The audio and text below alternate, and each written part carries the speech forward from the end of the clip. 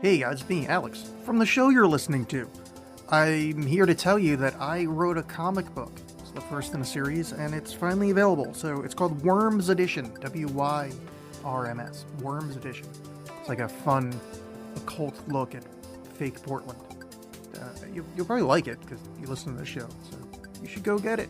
It's available for download at Gumroad. So search for Outlet Press on Gumroad. All these links are in the show notes, so just click there. But search for Outlet Press on Gumroad, Outlet Space Press. Or you can find the seller Outlet Press, one word, on Etsy. And that's where you can get the actual physical book. It's, made out of paper and like colored toner that goes on the paper. And you can hold it with your very hands. And that's we're doing pre-orders. They're going to start shipping on the 31st. So yeah, check it out. It's Worms Edition. It's by myself and the lovely artist Eric Millar. Please check out the links in the show notes. Hi, John and Ted. Hello. Hi. Do you know what I hate? What? Tom Guycott. Huh. He's the evilest of the mayors. Yes, from Clash of Demon Head. Clash of Demon Head. The entire time I was watching this movie, all I kept hearing was Tom Guycott. It's a reference. I get Yes, it. I get it. There's a lot of them in this. Yeah. I don't know if they said it. Oh yeah, this being Scott Pilgrim versus the World.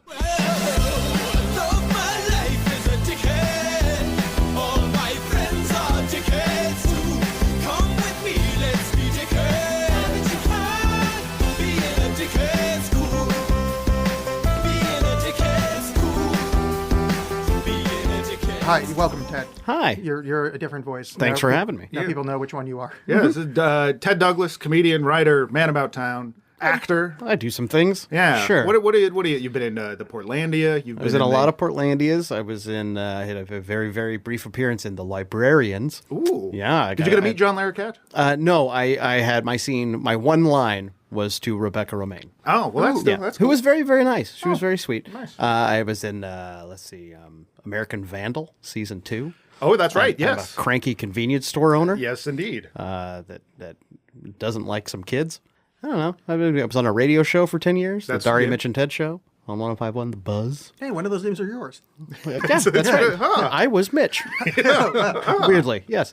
Now I sometimes show up on Mitch's other show on Kink in the mornings, Corey and Mitch. So, What time does that happen at? Early. It's done, I think, at 10, so whatever, maybe it starts at 6, I don't know. Oh, wow. But my segments, I think, are in the 7 o'clock hour. I do like a pop culture news report and a movie review.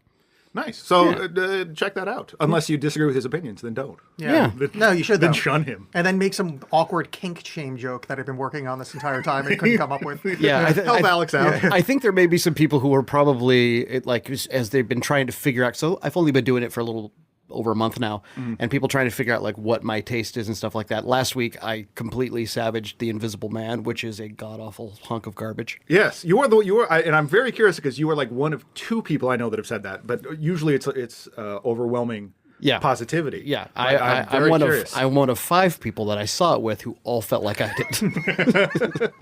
Is this divorced from the Dark Universe?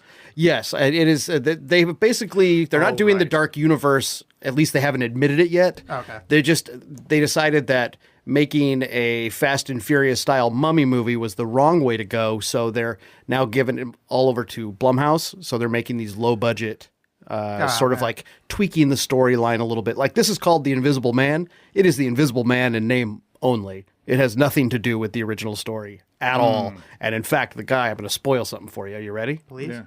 He doesn't turn invisible. He has an invisibility suit. That's bullshit. Yeah. Yeah. One of many bullshits. Yeah. I mean, I can't help but think of Spider-Man Homecoming, where he's got an AI suit, where that like lessens the excitement. Yeah, but within the world of that version of Spider-Man, it makes perfect sense. Fair enough. I'm just saying that like, just have the guy be invisible. Have Spider-Man be bit by a spider. And in this, he's a scientist, tech billionaire, Tony Stark kind of guy who happens to also be a horrific girlfriend abuser. And he makes this suit where it would have been just as easy for them to say, bullshit, he can turn invisible. It doesn't matter. He's a master of optics. Sure. Nice. That is the only explanation we get for it. He runs my Twitter account. Yeah, I was going to say, like, I'm in PR. Yeah. It's a terrible movie, and people who like it, that's fine. You can like it. You can like terrible things. Just know it's bad. Boy, I can't think of a better segue to get back out of Scott Pilgrim versus the World. So here's a fun. I don't know if I'll call about Scott Pilgrim. I've wanted to watch this for a while. Finally got around to it. Oh, that's right. This is your first time seeing Yeah, it. did not know. From Portland? Is that at least printed from Portland? I saw in the things. The Oni original press? comics. Yeah. That's exciting. Yeah. I'm trying to come up with the positive things. No, I enjoyed a lot of this film, but I liked a lot of parts to a movie I didn't enjoy and likely won't revisit. 100%. There are chunks that are delightful. And then I just kept thinking, why did they not buy more lights for this scene? Because this is not shot, like the lighting, not the tone. Didn't the two incongruous, weird, we'll shoot it like Ingmar Bergman, but have this upbeat, joyful thing. Doesn't make sense to me. When I saw this movie, it was white hot rage. But this time around, I wasn't as like white hot angry about it. I still don't like it. I still really don't like it. But there's so much in here that is good. Just the whole, no thank you. Well, I should say, this is one of my favorite movies of all time. So this will be fun. Fuck you guys. But it is a movie that, I tried to watch it last night with fresh eyes to kind of like, okay, what can I tear apart about this? And it's something that's occurred to me before, but it was nice to have the refresher course that Scott Pilgrim is a massive asshole and not worth rooting for. Yes. He's a turd. Yeah. And even his redemption arc, he's still a turd. And in fact, he's so much a turd that I don't know if you guys know, and we'll get to the end eventually, but the end was retooled after screenings. I had heard that, yeah. Yes, that he did not end up with who he ends up with, which is why it seems so weird that there's this reversal at the end. Yes, Yeah. and I remember I read a fair chunk of the comic, but I don't really remember it at this point. It's been too long, and enjoyed the comic, and so I was really looking forward to the movie. And honestly, yeah, he is a turd, and I think one of the things that bothers me about it is like, close your eyes and imagine this movie with Simon Pegg. Like, where Scott is a complete piece of shit, but there's still something kind of charming about him. Right. Michael Cera and I don't hate Michael Cera, but something about him just doesn't deliver that for me. He doesn't, like, when they're talking about all these, like, women that he's dated and stuff like that, I'm sitting there going, why? What does this guy have at all? Well, there's two elements that makes me kind of relate to him. One, I think in my early 20s, I was him. And the other thing is that I think Michael Cera is the perfect person to play 90% of the 20-year-old single people in this town. Fair enough. Portland, Oregon. I think that they kind of nailed that. Now, he's not likable, so it's hard to latch on to him as the hero of this story. But I actually see the hero of this story being Ramona. And not him. Oh, I disagree. I think the only person with remotely viable redemptive arc is Knives. And I don't mean that. Yeah, like, Ramona I disliked at the end. She learned nothing. She has no agency in most of her decisions. And at the end, it's, I'm going to walk off and do the exact same inciting incident that started this movie, but no, the guy will be here to help me. Right. Yeah, that's real healthy. Like, this is a picture of mental well-being. Well, I don't. Okay, I have a question. I have a question, but I don't want to jump to the end yet. But we can. I think that they got away with having their cake and eating it too with what she does at the end because of the way they changed the ending. Normally, we'll get there. Yeah, but, yeah. But I did like most of the setup to the film. I thought the kind of the opening bits were jaunty and nice, and that's kind of it's I think mostly just the end that left me haunting. I like watching shitheads be shitheads. It's kind of that's the thing. Normally I do, but like I don't find either him or Ramona all that interesting. So I'm left with these like real huge lulls between. The fights are amazing. All the CG. I should say like Edgar Wright, of course, does amazing frenetic work and is able to keep the energy up. At the same time, I find this movie a bit exhausting. Because he's got to keep that, he keeps that energy at like the same level throughout so much of it that I don't feel like there's a break and where there needs to be. And also there's and this is just a personal thing, I somewhat resent this movie simply because it's my job, where it's like, oh, this thing's garbage. Why don't you animate a lightning bolt on it? That will make this better. It's like, fuck, no, it won't. Now I have to do this. And so when I see some of that stuff, I'm like, it's cool, but did that really add anything? So I might be coming from a little biased perspective. It is very hardcore on style. It is extremely granted, I much prefer this style than say like a Michael Bay. But sure. I think Edgar you can Wright, always follow what's happening. Yeah. It just never stops. I think Edgar Wright does style very well. I think it's like the substance wasn't there to be as tried as possible about it. It was flashy as heck, but there was just no center to grab onto. I feel like in so many of his other movies, there's like a warm heart to it. That even like in Hot Fuzz, You know, Sure. like here's all the Michael Bay action stuff done with love, and you still have these characters you're rooting for, and I didn't have anyone who are excited to be there in that moment. Yes, and and I just getting to scream into the sky and shoot their gun. The only people I really, really liked in the movie were Brandon Routh and Chris Pine, mainly just Chris Pine. I mean, Chris Evans. Chris Evans, sorry. I got my Chris confused. Chris.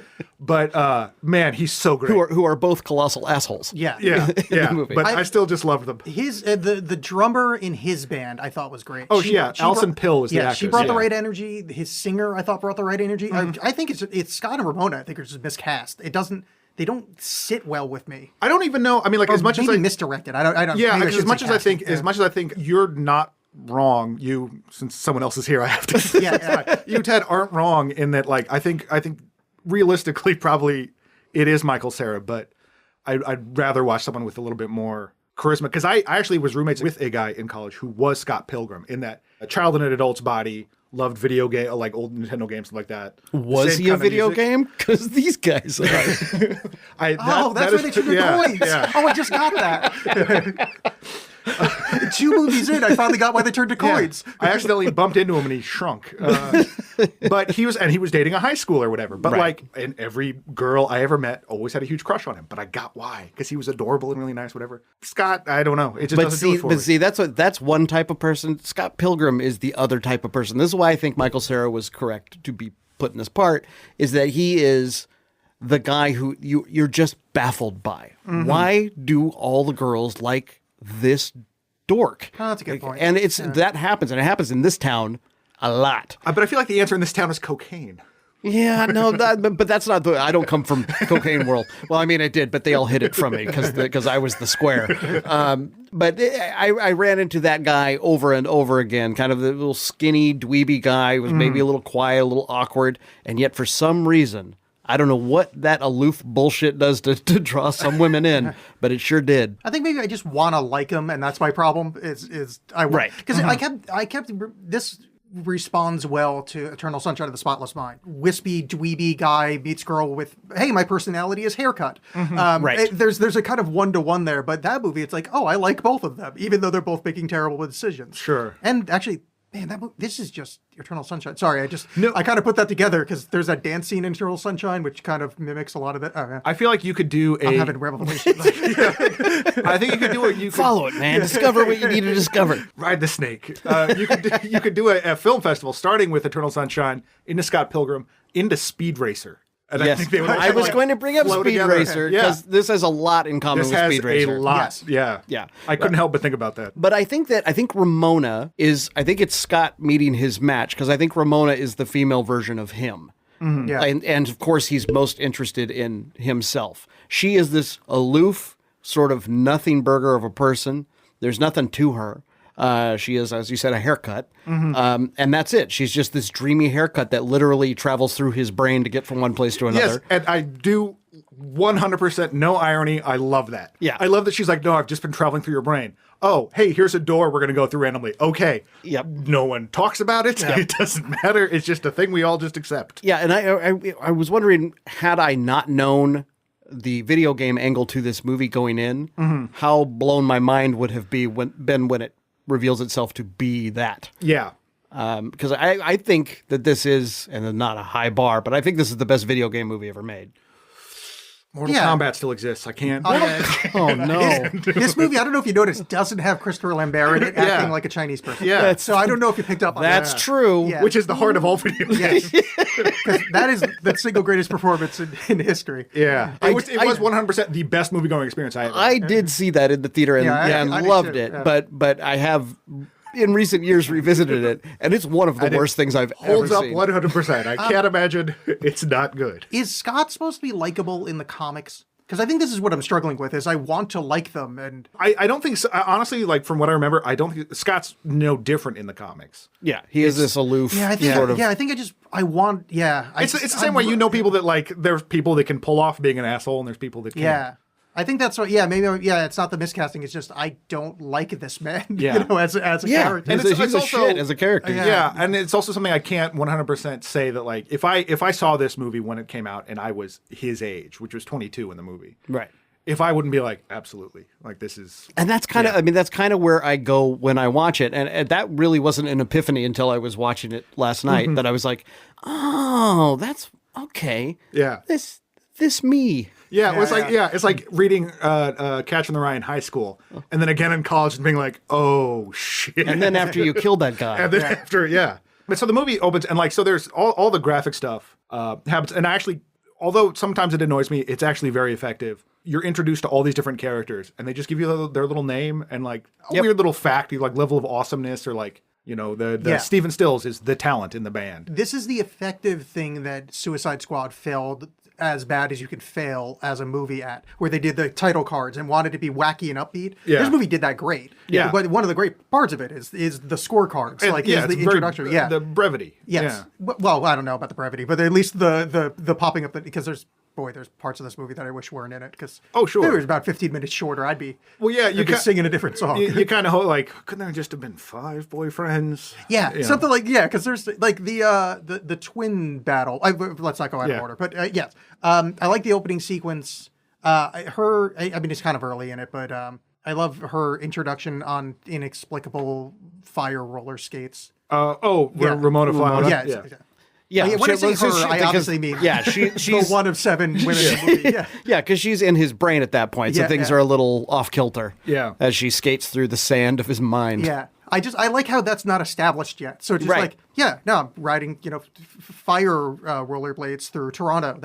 That's what's happening right now. Well, I did also enjoy that the movie does start with not Scott like meeting and falling in love with Knives Chow, who's a 17-year-old, and like maybe it's weird. And he's 22. They're already dating, and everyone is yelling at him about that. Right. And I thought that was an interesting way to introduce the character. Here's your hero. He's a piece of shit. Right. Like he's going to take the path of least resistance at all times. Yeah. So, 17-year-old girl who, and we never get to hear the full story of how they met, but it had to do with her mom and her being on a bus. Yeah. And you know that's you're just there with this little girl who worships him. The end. That's enough for him. Yeah, well, particularly because then you start to see their relationship, and it is just her fawning over him and him sucking it up. Right.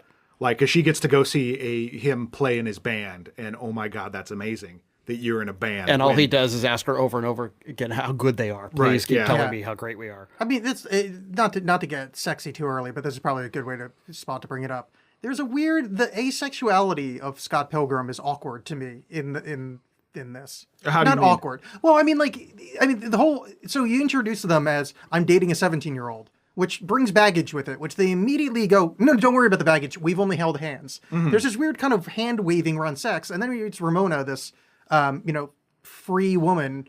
And he's like, man, I got the second base. That's a weird, not weird. It's just, it's an odd choice of being a 22-year-old talking about second base.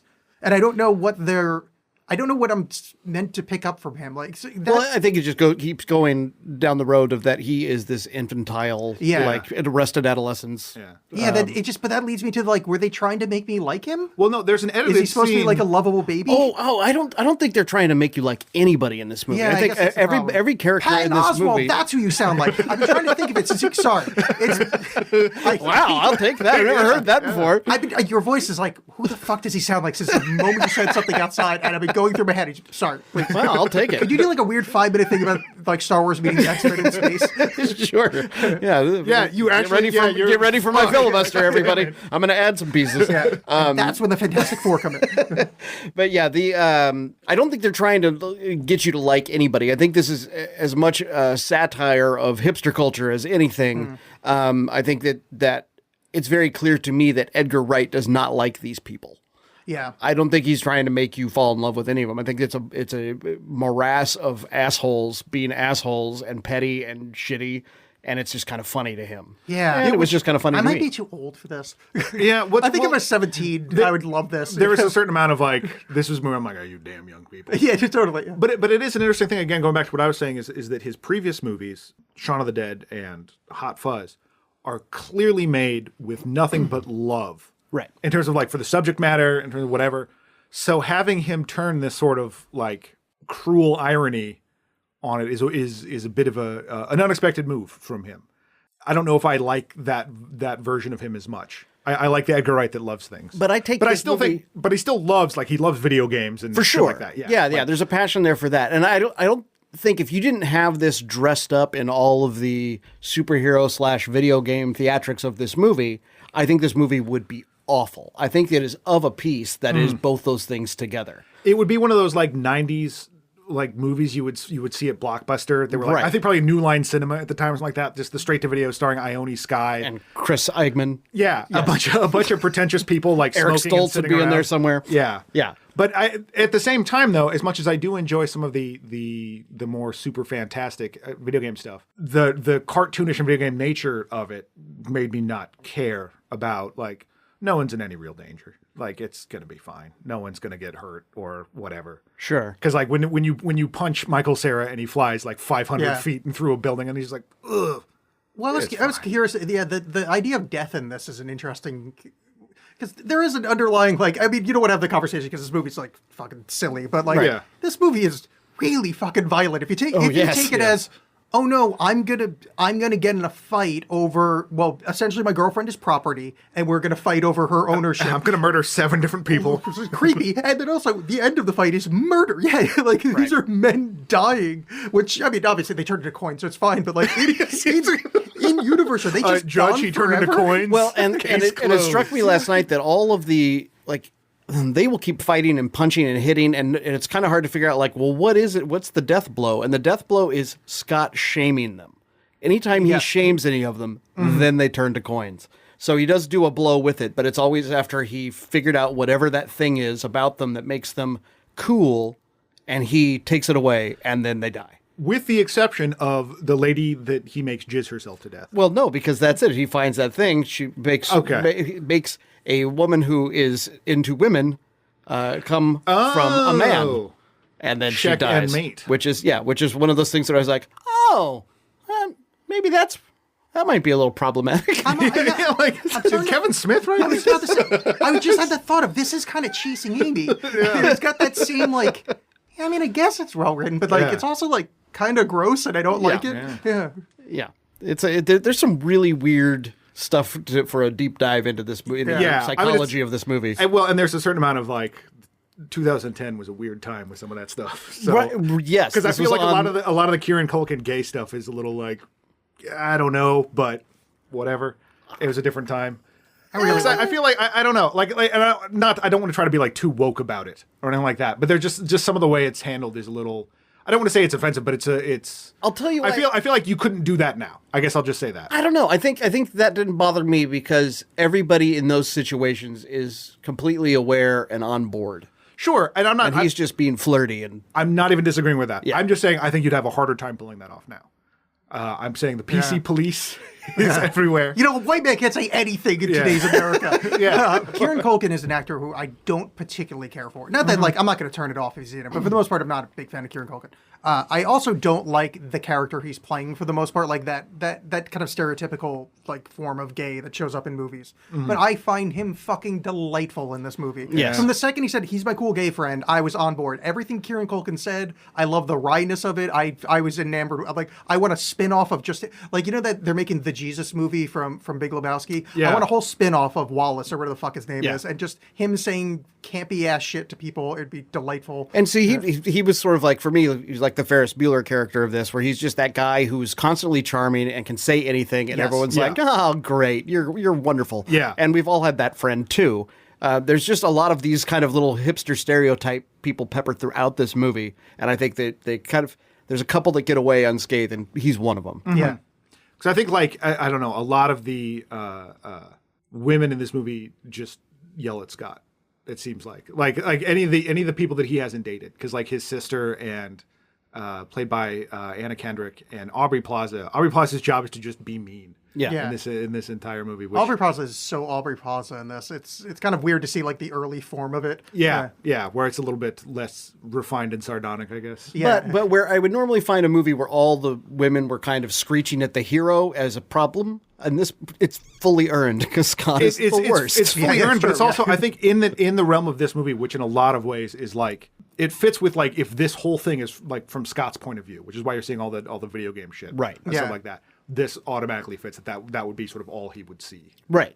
Yeah, they go for that tone a couple times. They do the Seinfeld opening when they do the push in, and they do I think they do a laugh track. There's a laugh track for that whole scene. It's like a whole Three's Company kind of Seinfeldian vibe, which I'm a million years old, so I'm going to make those references. Sure, but you're among friends. Yes, yeah, sure, I forgot. Yes. All us young cool kids. I don't know if that's ever been done. Like 3 guys. Hold on, I'm TikToking. Yeah, I should mention when I say that I was Scott Pilgrim. I was Scott Pilgrim in 1992. Yeah. Hey, dude, you're just chasing Scotty. Yeah, that was a whole thing that the movie's a little Robin Williams for me, and it just seems like a bunch of ideas that those just are going. that's you know what. Okay, but it is. We haven't fought yet. But why the Seinfeld thing? What was that? It's just fun. What if it was a sitcom now? Okay, I guess that's happening now. There's not a rhyme or reason for things. Well, it's a Manic Pixie Dream movie. Yeah, it's about a Manic Pixie Dream. But it's girl I find some of that shit really exhausting. It's just I can't. I'll tell you what. There's a lot of things that I'll fight about in this movie. It being exhausting is not one of them. Yeah. It absolutely is. Yeah, that'd be a tough argument to make. Yeah, and I love that. I love it in the same way that I love how exhausting Speed Racer is. Oh, yeah. I guess for me, this is even more so. This is even up to 11 because I think it's there. Like I said, there are times where it feels like it should be slower, and it isn't. Where Speed Racer is just silly, and absurd throughout.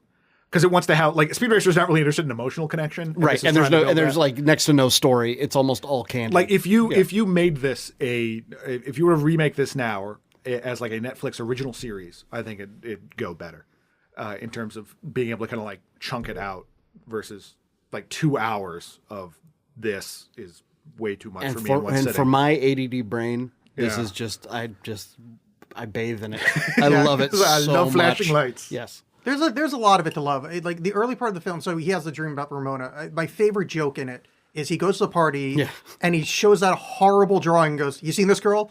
No time, no beat. Hey, that's Ramona Flowers." It's literally just hair. It is so fucking. I love that joke so much. I was kind of thrown by how delighted I was by, frankly, a really dumb joke I could have come up with. Yeah. But boy, that's a delightful dumb joke. And that was an Edgar Wright decision. I read a little trivia thing about it that was supposed to be a picture of Ramona from the comic books. And that was it. And then he did not like the way it looked, so he just grabbed a piece of paper and scribbled that on it and said, "Hold this up." Yeah, so much better. What a delightful thing. And that guy that responded to that scene, I don't know who that actor is, but kept looking at him. That's a guy's face. I don't know. He's some character actor guy. Oh yeah, he's been around a lot of things. Veep. Veep. That's right. That's who he is. Yeah. He's the guy who's constantly getting insulted. Right. Yeah. He's got a very good character actor thing. It's oh man, I look forward to the next 40 years seeing that guy and everything. Yeah. Which that one person from Veep that's constantly being insulted. Yeah, just the one guy. The one.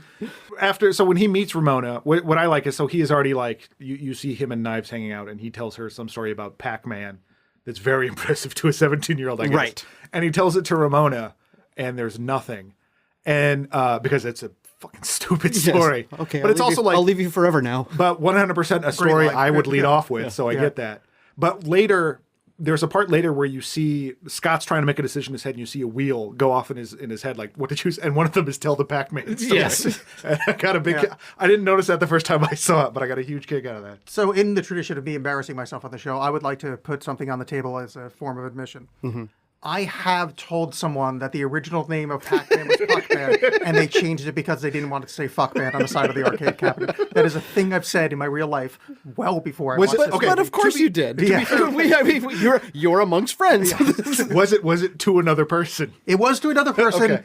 I can't comment on whether or not it was someone I was trying to woo at the time, but it's still embarrassing enough that in a movie, an example of embarrassing dialogue is something that was pulled from the pages of my life. I whispered it into my grandma's ear at her funeral. Yeah. I wanted her to know that. No, I did. My grandmother, she was a saint, so I told her about the Kubert facts. She deserves better. Yeah. What happens now? They go to the party. Yes, party's fun. I do very much like their song is called "I Am So Sad, So Very, Very Sad."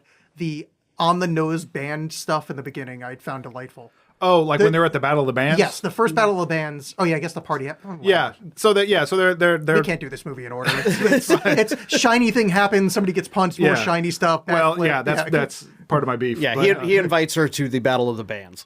that his band Sex Bob-omb is in. And I think that's something that irritates me a lot. And granted, this was a slightly different time, but they're just references for references' sake. They don't amount to anything. They're not. Well, I don't think they're very indicative of specifically anything Nintendo video game references. Yeah, but like it's in a movie about video game people in a video game world. But it's very like Clash of Demon Head, Crash and the Boys. I don't know if you guys know these games, but these are games I'm familiar with. But I'm going to tell you something. Yeah. Most people, 99% of people, don't know those. Right. At all. But I don't know. That makes them Easter eggs, I think, more than references. Yeah, I see. To me, I feel like they're more references for like the cool kids in the know. They're like, I know what that is. I'm gonna. I don't know. Cool kids. Okay. Yeah. Or the I thought they were obscure sad enough, yeah. kids in the know. Because Clash of Demon Head was but I think you were around for that one. That was this. Oh, I have played it in all. Well, I beat it once, and then I played through it again the second time. The last thing you have to do is such bullshit. It's a random order of glyphs. It's terrible. Yeah, I played it on Twitch a few years ago, but I had this memory of this game that I played in high school. And my memory was, I think he had a red hat on, and there's a store. I went through, because I could sort of picture it. Sure. And I went through the list of every Nintendo game ever made. That's why I voted for Trump. And finally found out it was called Attack of Demon Head. I went, oh my God, that's the game. And as I was playing it, I remember the songs I was listening to back in 1997 when I was playing it. So I played it on Twitch, and it was like, so that game has this emotional resonance. I saw it in this. It's like, oh my God, Clash of Demon Head, Tom Guycott. I understand. It took me like 5 minutes of afterglow before I'm like, oh man, this movie's kind of boring now.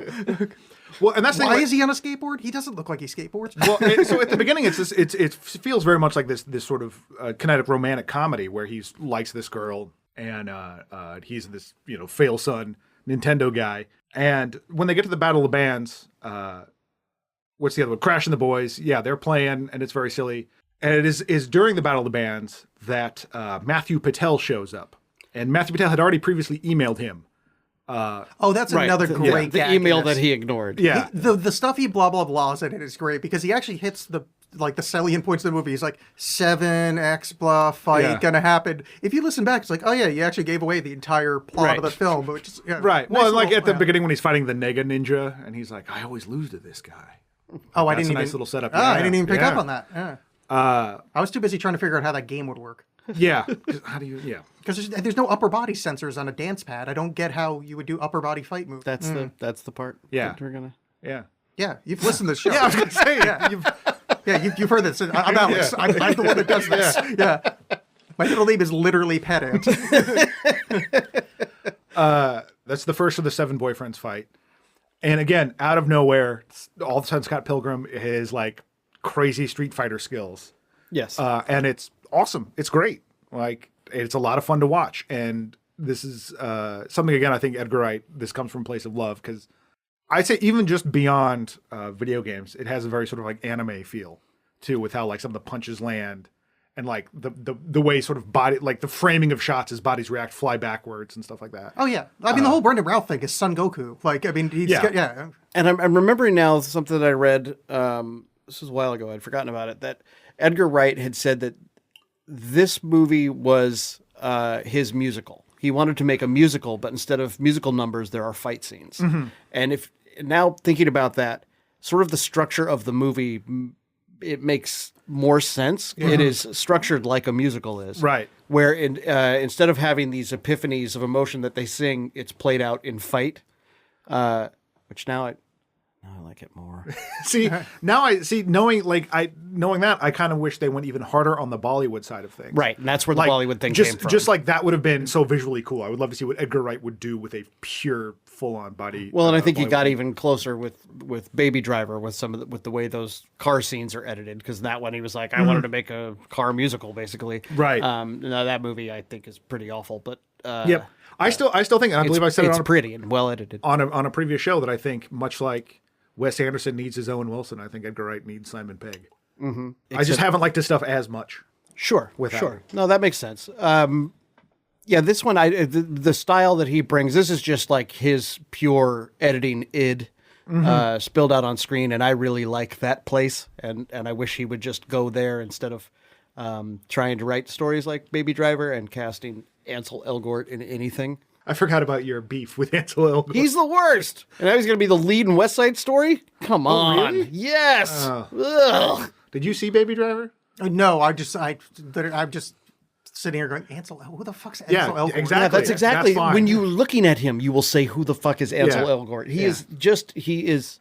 I call Paul Dano pudding face. I think he's just like if yogurt became a man. Yeah. Well, Paul Dano is the one I was thinking of. Yeah, I call him Fat Weasley. He looks like he looks like he's the out of shape Weasley brother. That's not on film. Yes. He's just got like the one who refused the creatine. Yeah. He lives in that rickety house over wherever the fuck he lives. Yeah. I need to reread those movies. I'm losing my character shtick on this show. Yes. I just said reread these movies. Yeah, you did. I'm gonna go off myself. You guys handle the show.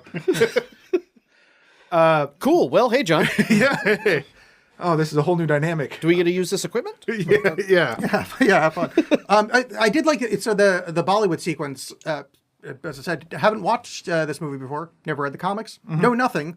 Going back to the Brendan Routh thing, when they said I'm a vegan, whatever, I'm like, oh, that's where that's from. I was a vegetarian for like many years, and people said lines from that fight scene to me over the years. Oh, no fucking idea what they said. Yeah, so watching them, like, oh, now I get it. But all right, Bollywood scene. Yeah. So there's goth weird demon chicks dancing in the background again. If I was 17, ooh, buddy, this is the best movie ever made. Mm-hmm.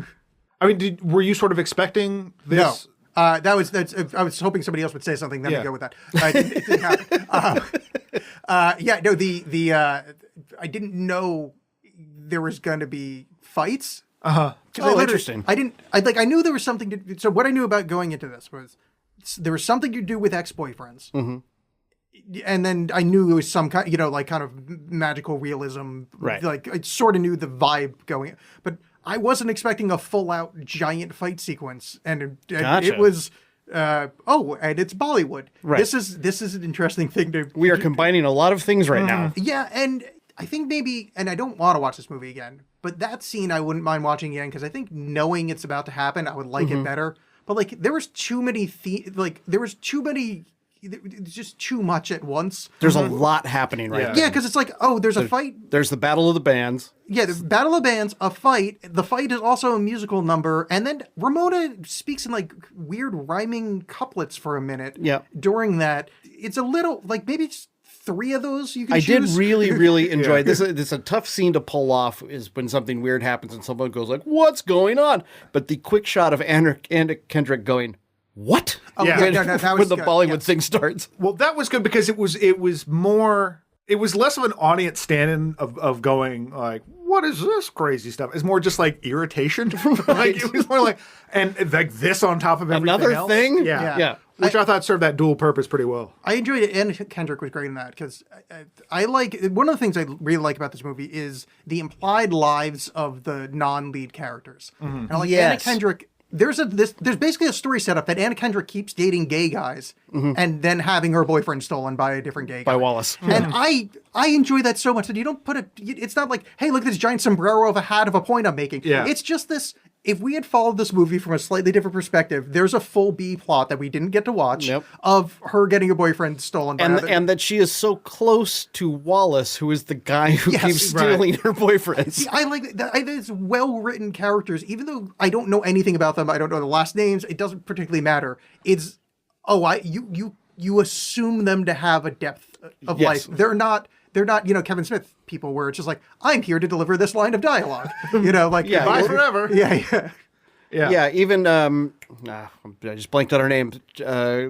Lady from Parks and Rec, Aubrey Plaza. Even her character, who's just a cartoon mean person, eventually ends up in a scene where she is not the alpha and immediately becomes the beta. Right. And I was like, oh, that's okay. Yeah. Yeah, they actually have like life as characters, Right. which is, I think that's, again. Boy, I don't like Scott Pilgrim. No, it's weird. It's weird because like when you talk about this, like there's so much stuff that like, this is cool, but like you sit around and watch, I'm like, I fucking hate this. This is the longest movie I've ever watched. Unless you're me, in which case we're just adding up a bunch of things I like. Yeah. Oh, so that was the scene with the Bollywood thing where he finally defeats Patel, explodes into coins, and I wanted to say this. I was going to text you about it, but like, maybe I should bring it up with the show. This movie is so much better because I sat through Ready Player One first. Because Ready Player One is much worse than this. Oh, yes. But it does a lot of what this movie does. And stars another Ansel Elgort. Is there an Ansel Elgort in Ready Player One. It's the other Ansel. Yeah, I mean, Oh, it's that guy basically. Like as much as we talk about that guy being a non-entity, bland yogurt Yeah. people. that's Ansel. Oh yeah, Elgort. that guy. Yeah, yes, the lead. Yes, Yeah. whatever his name is. Yeah, Yeah. yeah. He looks like a non-charismatic Elton Wright. Or He, that- he that looks little like guy, 13-year-old Steven Spielberg, which Yeah. is why he was Oh, cast. fun. He looks like what if George Costanza wasn't sexy? Yeah. So exploding into coins, I thought was good in Ready Player One. I'm like, oh, this is what they're supposed to do. Like, oh, I get it. Now this is fun. But also, what? That guy just exploded into fucking coins. Because Yeah, I right. didn't know this was gonna happen in this movie that's vaguely, approximately the real world. Right. What I also like is that he exploded into $2.40, Which was the actual amount to ride the bus in Toronto at that time.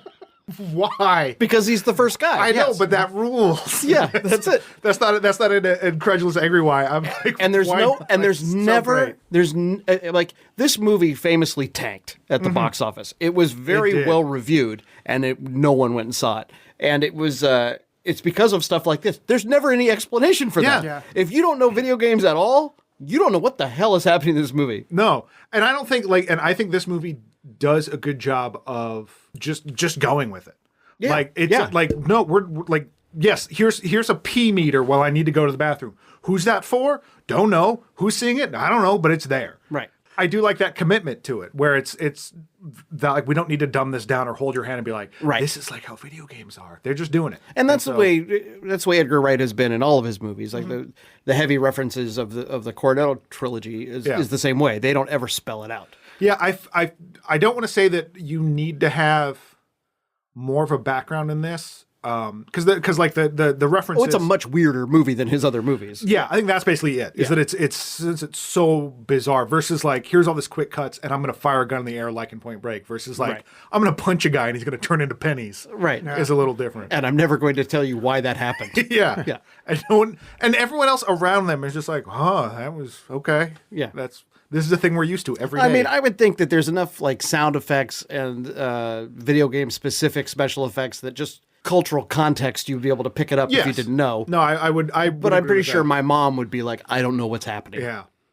I still want to know. So is Patel gone? He's just. Oh, he's dead. That's the finality. But he doesn't exist anymore. Yeah. This No. movie's fucking brutal. because he man. kissed a girl at age 13. So I don't know if it's the next guy, but like when Chris Evans, which Chris Evans is great. He's one of those people is that the next guy, because yeah. he's handsome, I keep thinking I hate him, and I'm like, oh no, you're delightful and everything. he's you're in. wonderful. But he's like he's in movies. He owns a skateboard. Like what happens to the people that work at a skateboard company? He was just murdered. But that's the way this world is. yeah, I know, it's but done. fuck, It's fine. this is disturbing shit. Like Yeah. that's the only Ready Player One kind of did a little bit. Like you respawn with none of your shit. Well, I haven't dug into thinking about it, but it's occurring to me now that there's something to the 7 evil X's. So 6 of them just come under the tutelage or leadership or whatever of Gideon, who we'll get to, the final boyfriend. Mm-hmm. But he creates the League, Yeah. and they all instantly become followers of him, and so then they die. There's something, I don't know what it is. Yeah. These are my thoughts falling out of my head. There's something to them deciding to be the evil League of. You're saying joining the Gideons will kill you. Yeah. Yes. Yes. You'll make money, but you'll be money. Right. Okay.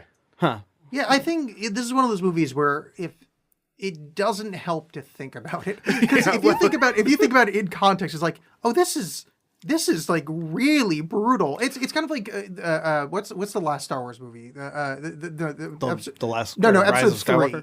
Skywalker? The one where Anakin murders children. Oh yeah, You the forget- younglings. Like, if you Yeah. take a second to think about that, and it's because George Lucas is an incompetent filmmaker. Like he doesn't bother to show any of the weight. He murdered Yeah, it's children. horrific. That That was was in the second one too, and Yeah. immediately Yeah, the Sand People. She said, "Yeah." Right after that, I keep wanting to call her Anna Nicole Smith. Padme. Yeah. Padme was like, "I love you." So Yes. yeah, it pays off. I killed them, Yeah. even the children. Yeah. It's Damn, one of those that's things- hot. Yeah, you take a second to think about that in real world terms, like, oh, this is not cool. Like maybe I should be worried about me enjoying what's happening right now. Yeah. Because also this movie, super violent, and like 3 women are punched by men in the course of it.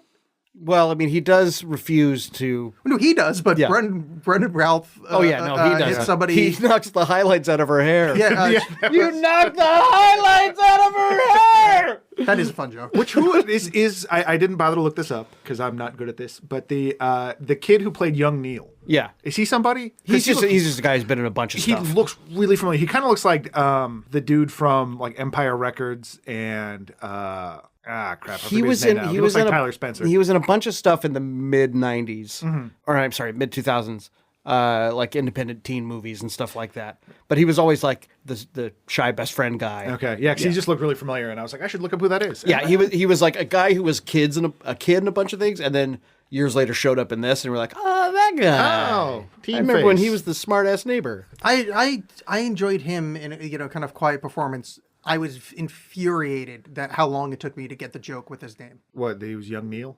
Well, and his And singer Steven is Steven Stills. Stills. Yeah. Yeah. I didn't pick up on that for like an uncomfortably long time. And I don't have to say these things. Oh, out until loud. just now, like me.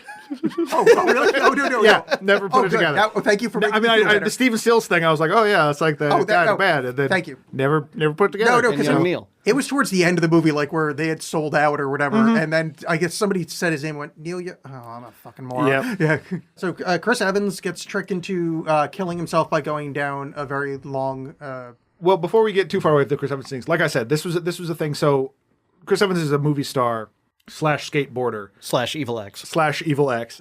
And I love the clip from the movies, like there's going to be 2 clicks, me hanging up on you and then me shooting you, Oh, yes. or the click of the gun, or whatever it was. But Me pulling the trigger. but that he has this entire stunt team Yes. beat up Scott Pilgrim, Who are Chris Evans' real stuntmen. which I thought was hilarious. But yeah. also, you missed the best part of that clip. He dials the phone with his gun. Oh, does he? Yes, Oh, that's in the right. Yeah, clip, yeah, yeah. He dials. That's a fucking beautiful moment. Watching that this time around, now knowing what Chris Evans is capable of and knowing what Edgar Wright is capable, I want those movies. I Yes. want the movies starring asshole 100%. action hero Chris Evans. Yeah. Yeah, with that shitty beard. I love that guy. Everything I've seen that guy in. Wasn't that just I the later love. Avengers movies?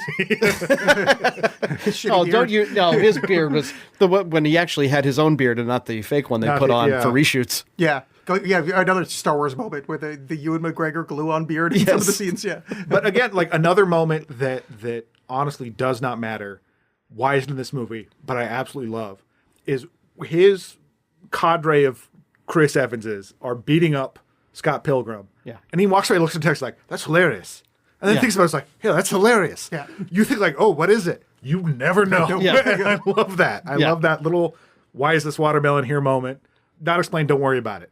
But here's this whole other life going on outside of all this. And then Mr. Lee, you're wanted back on set. It's just a badass. I love it so much. Which is so funny. I mean, again, it's that dichotomy of in these fights, Scott Pilgrim is this badass, but then like he can't tell a 17-year-old that he wants to break up with her. Right. I hate that guy. Yeah, Scott Pilgrim's the worst. Yeah. I kind of empathize on that one. It's hard to break up with someone. Mm-hmm. Like if someone's like, "Hey, go punch that guy," or like, "Go break up with." No, that fair person," I'd enough. be Like I have been. I probably won't. I wouldn't do either, and I'd just find some excuse to not show up. But given my, I have been like in the sequence where he's refusing to break up with Knives, but the whole time like they're hanging out and he's just like whatever. Yeah. Yeah, I've totally been that guy. Yeah. So I get it. Yeah, I was Scott Pilgrim. But yeah, Edgar Wright's definitely a master of montage. Like all those things he puts together are very sort of efficiently tell this story. right. And like when he breaks up with her later, I think that's when it is, where it's just the montage, just like The sliding sliding tiles. thing. Yeah, and here's Ramona's face, and here's Scott's face, whatever. Again, very fun, and that kind of stuff. I got way more enjoyment out of than like the giant graphics of lightning bolts or people punching each other, stuff like that.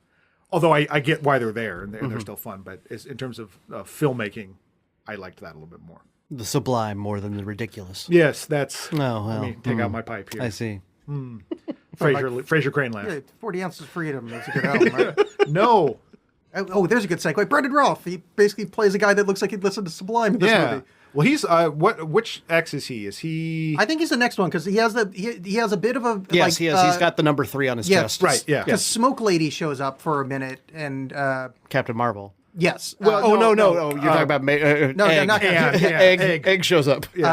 and then they kind of don't fight, and then it moves to the Brendan Routh fight, which is delightful and also Man, a lot of people were saying some shitty things to me over the years when I was a vegetarian, and now I'm starting to pick up on it. But yeah, so Brie Larson also We all shows know up John Smith is sniffing that shirt later.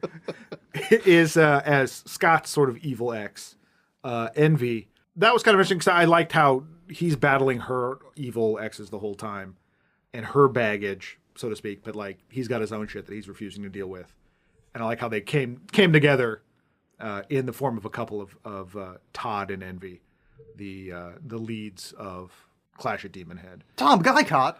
Yeah, It's never going to stop. Yeah. yeah.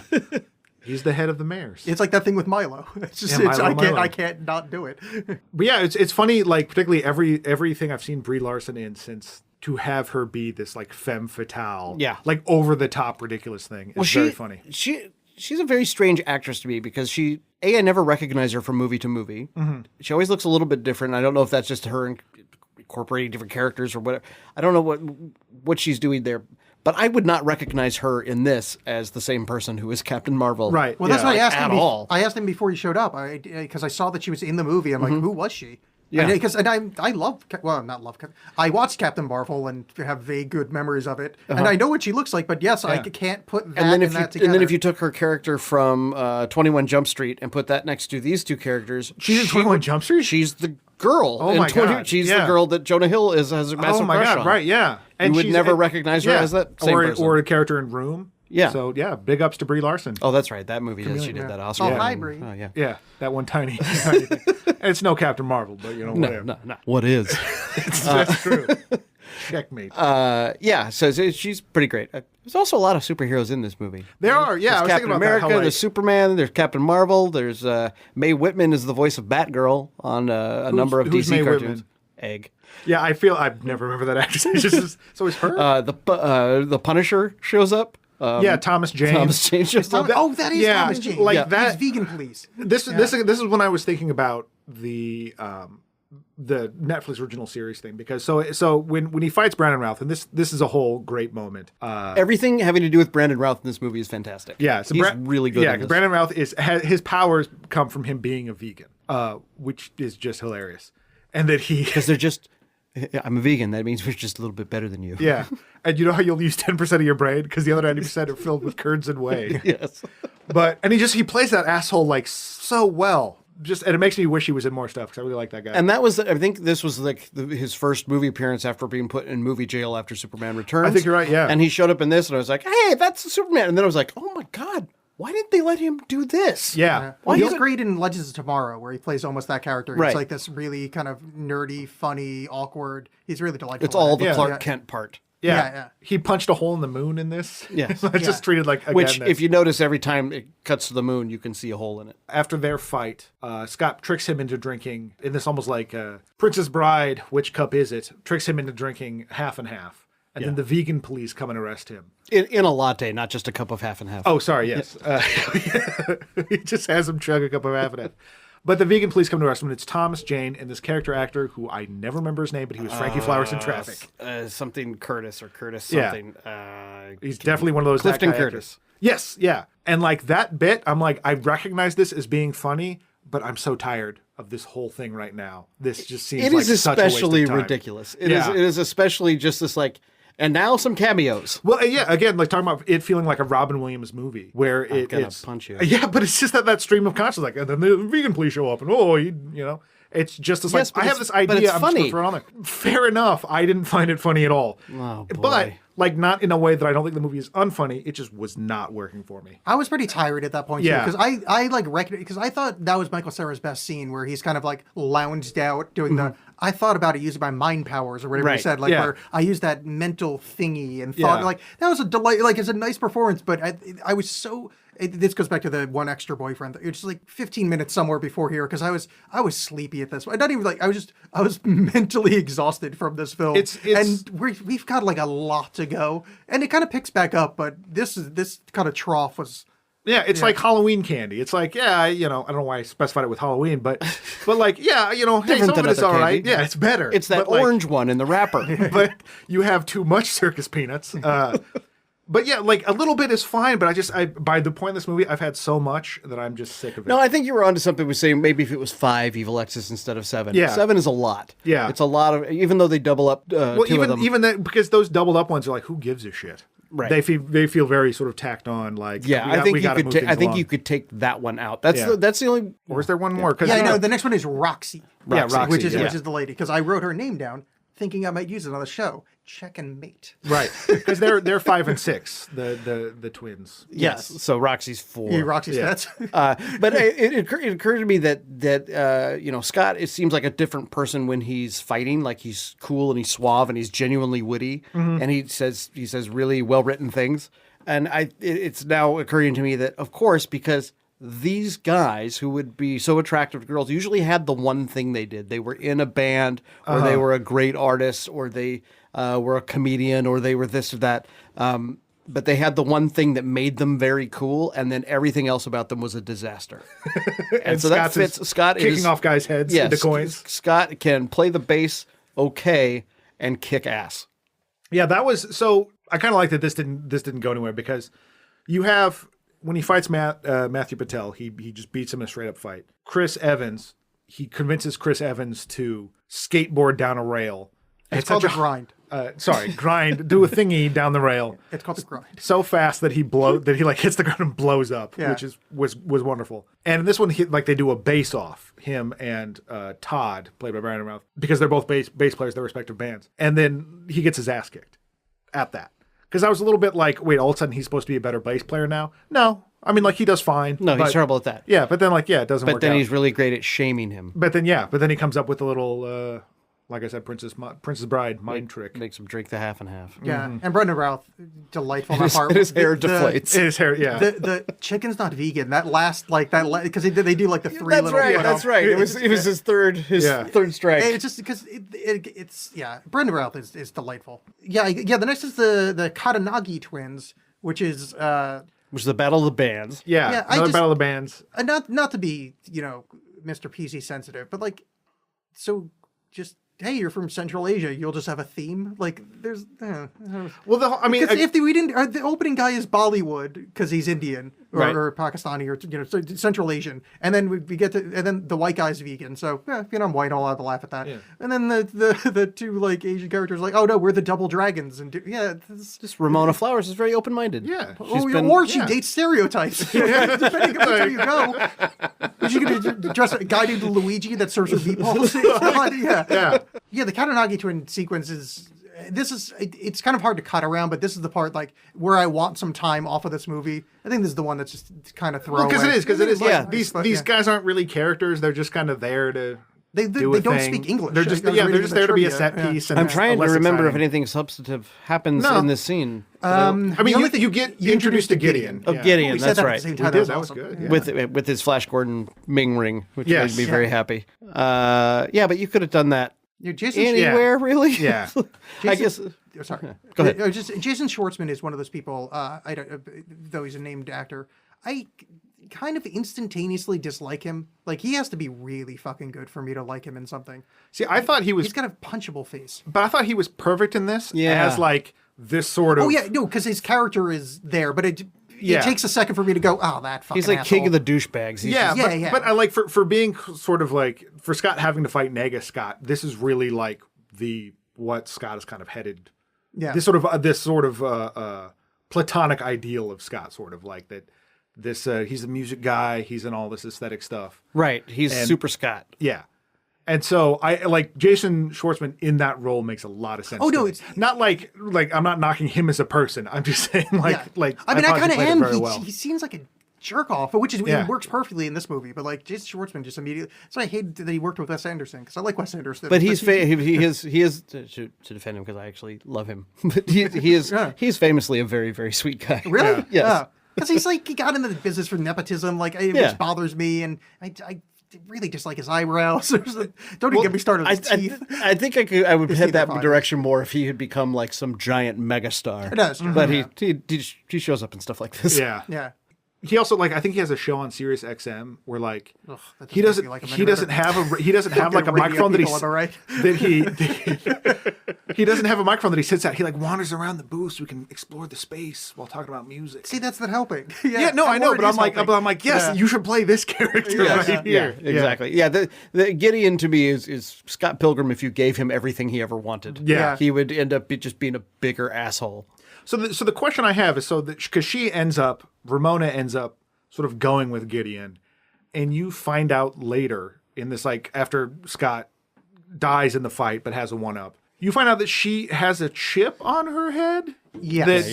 So you're getting to the end. Well, But but we're kind of we're I mean, yeah, we're there. But like, so He's in her head, man. I understand the sort of the metaphoric thing, but it also like, so does she not have any control over? Well, that's she is. part of the whole her character arc bothers me. Like it just she's got no. Yeah, I mean, you made a good point earlier. Or is it? was Did I?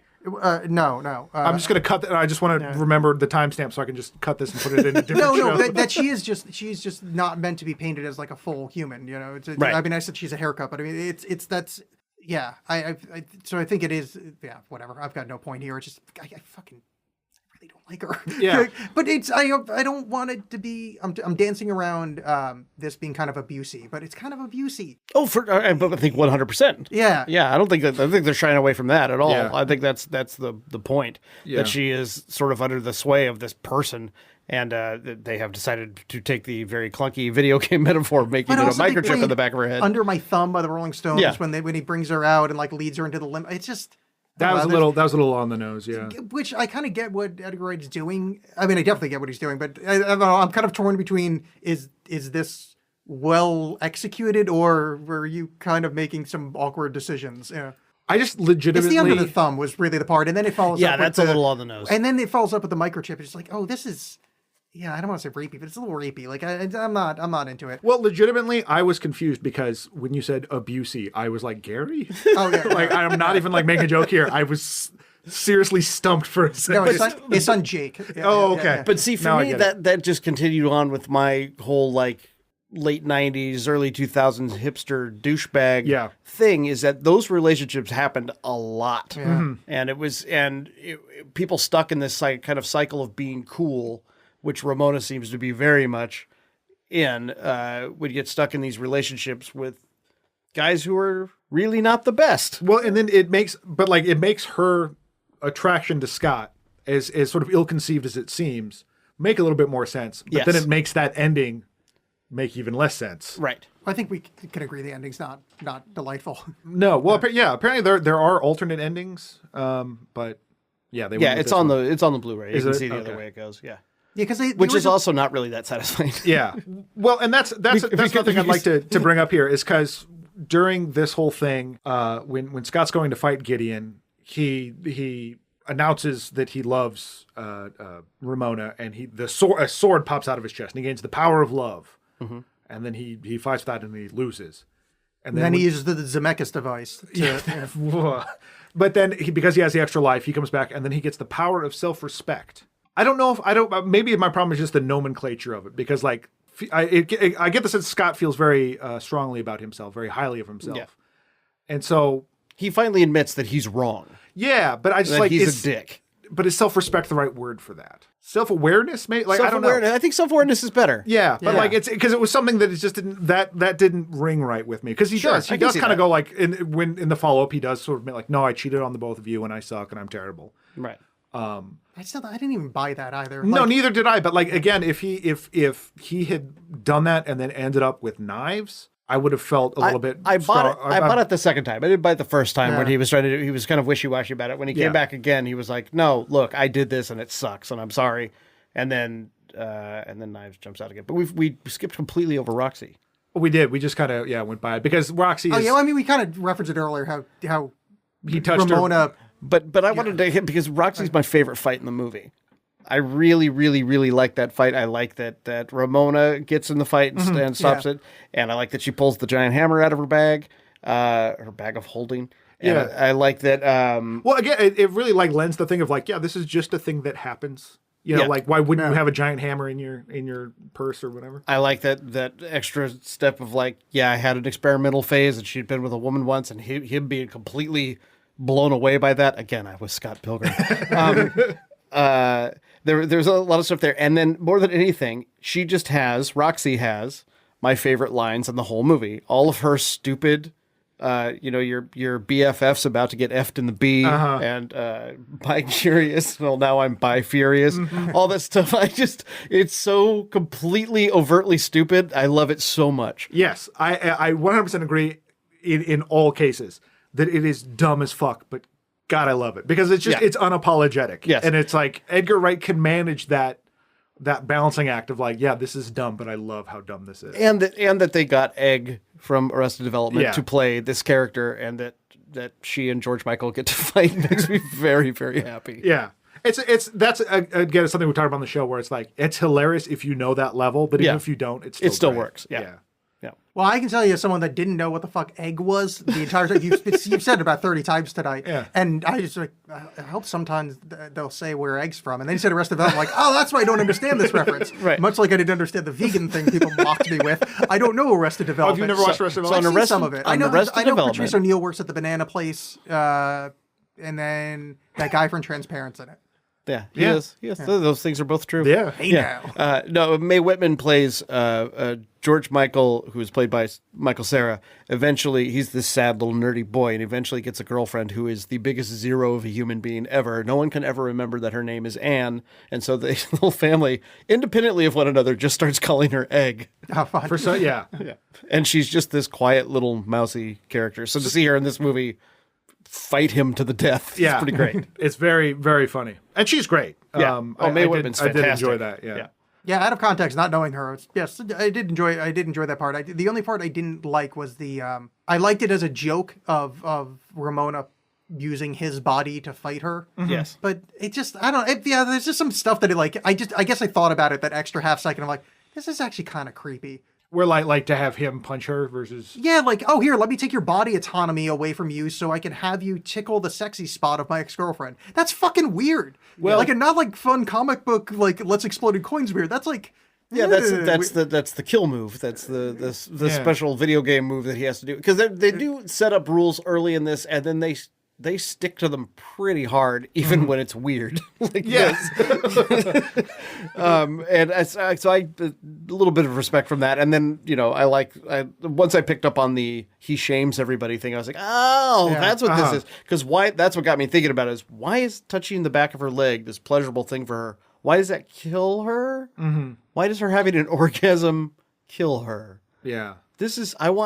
I'm going to reach a little bit and make this not make me feel bad. Look, I got to work hard. And I got there.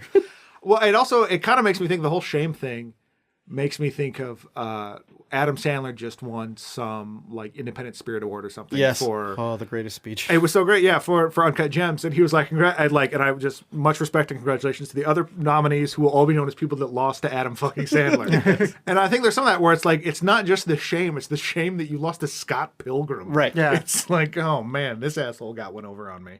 So then we come back to the end game. Yeah. Back to the end where, this time they have a fight. And again, the effects here are all fantastic.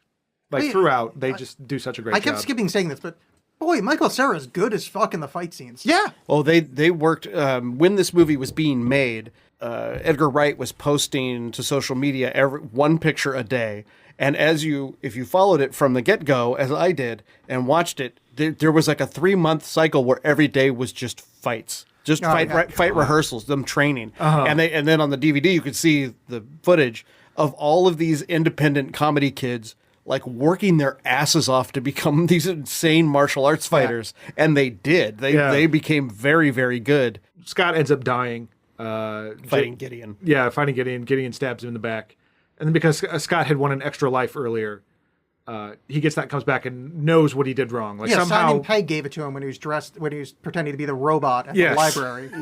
Yeah. God, this movie is Ready Player One is this movie. Sorry, Yeah. let me do it in the right order. And in this interim, Scott Pilgrim has learned where he went wrong, I guess. And See, this is the part I don't buy. He's parroting her work. Yeah, it's like I don't buy the growth here. But he has growth, I guess. And this time, Just the smallest amount, but it's the only growth that he's had. yeah. Well, I also I guess it's probably not a bad point. Yeah, Yeah. it's like if you're a 0, if you go from a 0 to a 1, it's like Right. fuck yeah, dude. Yeah. That's like, well done, improvement. But yeah, so he wins the fight this time, and then he has to fight Nega Scott, this negative version of himself. I love this joke. And you're all prepared for a great fight, and they just walk out laughing, talking to each other. But I also like that he says he's a of good negative guy. Scott, yeah, he's a good guy, he's a nice guy. We should go get a burger sometime. The negative version of Scott is cool. Yeah. He's like a bad dude. And then we come to the end. So, this feels like he should have gotten with Ducky thing. Where why did you change the end? Because Yes, it's very much a Ducky thing. Him being Yeah. with Ramona is dog shit. That's a terrible ending. Right. It makes no sense. They don't work as characters. They kind of take away from each other. It takes away from any growth, whatever small. I dislike it a lot. Knives is right. Oh god, and then when I found out they filmed that ending, fuck you. Yeah, well, but here's the thing. So I've seen the ending where he ends up with Knives instead of Ramona. It doesn't work either because you're like, Knives is way too cool for this asshole. Yeah. She's really, especially having come through that end scene where she comes in and joins the fray and fights side by side. By the end, you're like, boy, Knives just needs to go out and find someone super cool, Yeah. not this asshole who is still, while he has improved one step, he's still an asshole. So I think the proper ending is one they didn't film, which is where nobody ends up with anybody. Like, he should have walked away from everything if you're going to have any growth in that character at all. And same with Ramona. Like, Ramona, the proper ending for this for Ramona is Ramona's got to go figure some shit out. Right, absolutely. Yeah. Or like even like do the spoiler alert, the Super Mario Odyssey ending. You know, maybe he's like, "Oh, Knives. Turns out I should be with you all the time." She's like, "Yeah, no, I'm going to go do Right. my own thing." Yeah, I think that would have been. I think of all the endings we've discussed here, that's the one that would have worked best. Well, the one I was reading about with him getting with Knives, or ending up with Knives at the end, was that Ramona leaves, and does she leave and say she's gonna like kind of spend some time alone? She says, "Well, she's like, now I'm free. I'm going to figure some stuff out." Yeah. See, I was reading, they were talking about the ending. At one point, maybe it was just script stage. They said, she leaves saying, I'm just going to spend some time alone or something along those lines. Yeah. That would pay that character off so well. Yes. Because they're like, oh, growth, cool. But I don't mind him. Maybe if they film it, I don't know. But because I didn't watch the ending, but like him and Knives being together, I like that paying off of, them learning how to dance together in the beginning, pays off with them fighting together at the end. I like that. Sorry, I'm George Lucas. You know, it's like a poetry. It rhymes. You know, the front. It's echoes. Yeah. But I don't mind that because you're right. Like, she is too cool for him. Yeah. But it'd be weird if all three went their separate. Like, I think we're kind of fucked by convention that somebody has to get with somebody. Yeah. Maybe if Kieran Culkin just shows up and makes out with somebody has to get with somebody at the end. That would have been the best. Yeah. If he looked over and Kieran Culkin did the little ducky foot move. He goes over to Kieran Culkin. That would have been great. But I do like real quick. I just want to mention like how great I love Ellen Wong as Knives Chow in this. Yeah. And just that scene where she finds out, like she's figured out that Ramona, that Scott is with Ramona, and her whole thing of like dyeing her hair, that whole sequence Yes. of her freaking out and doing all that is so great. With her friend. Yeah. It just makes me fall in love with that character so hard. Yeah, no, she is Knives Chow is by far the most complete character in the movie. Like, Yeah. she has a definite arc, and her even with the way they released it, with her saying like, no, go be with her, still shows that like, well, she's become stronger and doesn't need Scott anymore. Right. Yeah. Yeah, you're right. at She least shouldn't have with Scott. fits. Yeah, fuck that. Yeah, she deserves better. Yeah. I feel protective over her now. Yeah. Yeah, I mean, it didn't work well when she did try to date young Neil. That didn't seem to work out. Yeah. But she was Well, just that using was just him. yeah. But yeah, she just needs to go off and find her own Knives Chow. Yeah, it's hard. Like I said, there's so much about this movie that I do very much enjoy. But if you ask me to watch it again right now, I'm like, fuck you, no way. Yes, the parts I like a lot of the parts, but like as a whole, and I think it just comes down to the leads just not being likable, and I think I've been convinced that that's kind of the purpose. But like, But if that's think the, there's a but certain my amount problem of, is I don't like want that. if that's the purpose, like why am I wasting time with this? Like what am I learning from this? You know what I mean? why would Because it's pretty and fun. no? Well, see, yeah, fine. and I I spent a lot of time with a lot of these assholes, and I don't like them, and I like to see them savagely mocked. Okay. See, I would like it better With if they spite. leaned more into that skit. Yeah. If he was more obviously an asshole, or if he was either make him charming or make him more of an asshole. But this kind of median, like him being just like this transparent beige of a human, like Yeah. he's like the PDX carpet of a human. Like he's just like this nonsense. You take pictures near your feet, like he's just gross. That was me. Yeah, but as far as somebody I want to watch in a film, no offense. Sure. I don't want to watch Oh, me no, in a give me. film. I don't want to watch me in a movie. So, But when they put me in a movie, I'm like, hey, me. That's cool. yeah, like if they made Ramona like an absolute bitch because she said, "Oh, I went through like a bitchy phase." Like if we saw that a little bit more, like Right. made like either make her horrible, make just somebody I could either root against or root for, not just like this.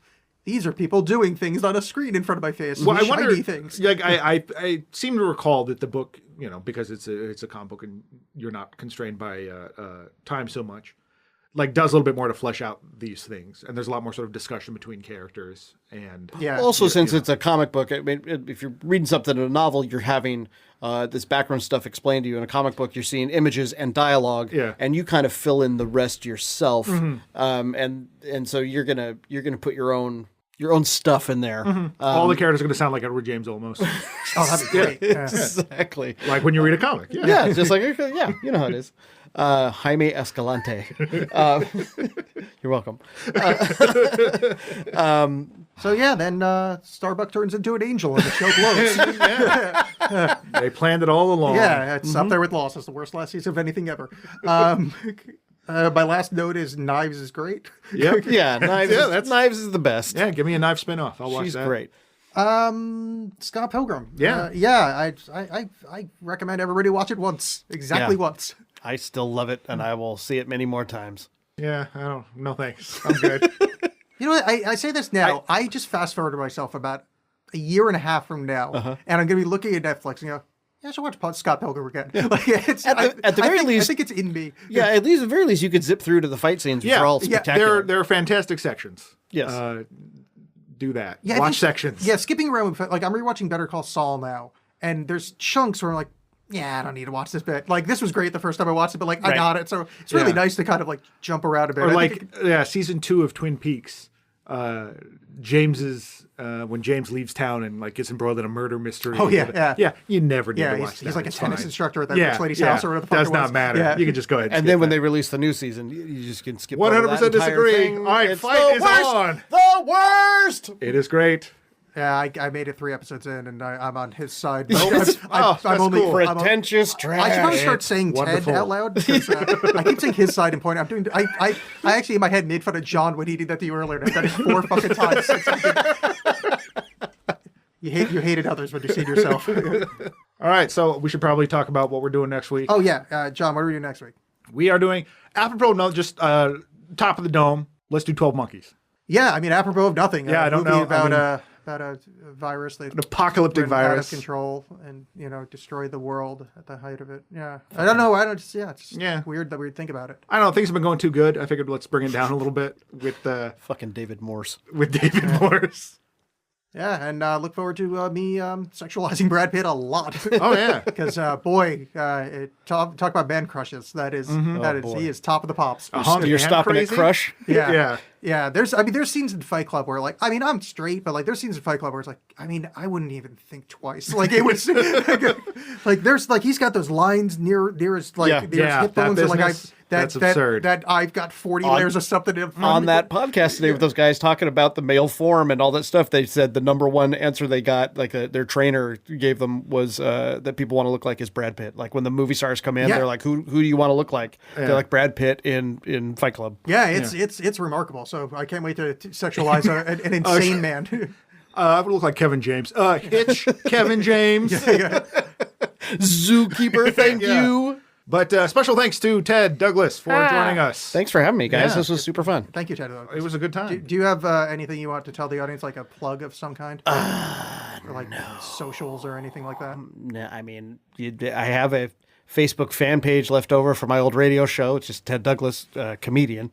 And then I have, there's probably like 500 people on that. more listeners than we have. So, yeah, That's it. Get So in with the you cool can go crowd, follow everybody. over there, and on there I will let you know of like sketch comedy shows I'm doing or plays. Oh, in May at the Siren Theater we're doing our 10th anniversary run of Roadhouse the play, which I don't often say, "Dear God, you should come see this thing I'm in," but "Dear God, you should come see Roadhouse." Has it been 10 years of me not seeing this play? You've still not seen I've it? still not seen the I was play. wondering why you were so quiet. Rip What his kind of throat asshole. out. Rip his throat out right now. Yeah. It is an absolutely fantastic stage show, funny as shit. And Are you Ben Gazzara? I'm Ben Gazzara. Yes. Yeah. Okay. Perfect. It is. Just it is. just John play the bear that falls on that guy. Yes. Yeah. Different play. It's super fun. So sirentheater.com for that in May. All right. That's all I got. Thank you, everyone. Do the things I say every week. That's it. Oh, Bye. and wash your hands, I guess. Yeah, wash your hands. Wash your hands, everybody. We shouldn't have had to wait this long for you to get this message. I'm embarrassed for all of you. Bye. Bye.